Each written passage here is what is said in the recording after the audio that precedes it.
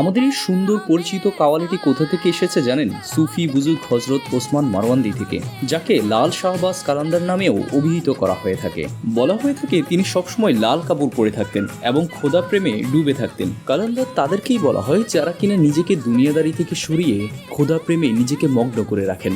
তাই তো গানের এই লাইনে তার অনুরাগীগণ তার প্রেমে বলেছেন,